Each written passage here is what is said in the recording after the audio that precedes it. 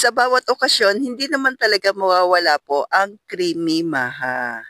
Pero dahil out sa atin ng sugar, cornstarch, gumawa po tayo ng low carb na maha. Kaya kung ako sa'yo, isi-save ko na ito para may babalikan ka po na recipe. Then, una po, naglagay po tayo o magluluto po tayo sa ating red chef na non-stick pan. Tapos, 1 cup po ng kakang gata o unang gata ng nyog. Then, sa isang lalagyan, maglalagay muna po tayo ng 2 tablespoon po ng gelatin. Out po sa atin ng gulaman ha. Tapos, naglagay na rin po ako ng 2 tablespoon po ng butter at 1 pack o 250 ml po ng all-purpose cream.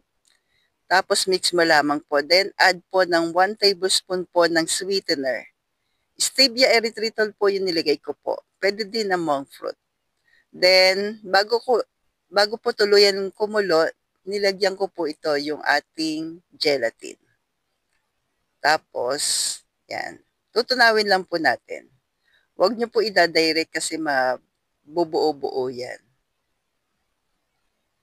Basta pag mainit na po yung ating coconut cream. Then, halo-haloin nyo lamang po. Sa katamtamang lakas lang po ng apoy. Ayan. So, mararamdaman mo po yan, medyo lumalapot-lapot po. Pwede nyo rin pong tikman.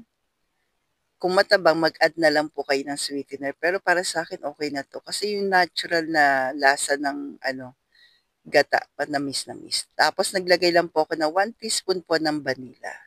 By the way, yung gelatin at vanilla sweetener po ay available sa Grindahan.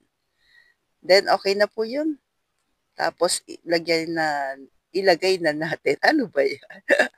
Pasensya na po. Ilagay na po natin sa isang lalagyan. Ay, na po, bahala. Kung meron kayong pang-molde ng po, pwede din. Tapos, yung ube flavor ng Grindahan.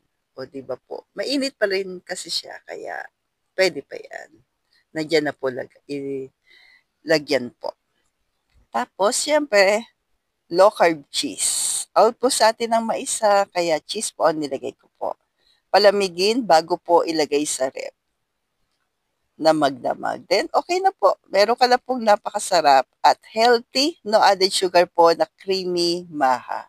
Ang sarap nito ka low carbs, napaka-creamy. Pati yung ube niya po. Ang sarap ng combination nito. So, stay healthy, stay low carb,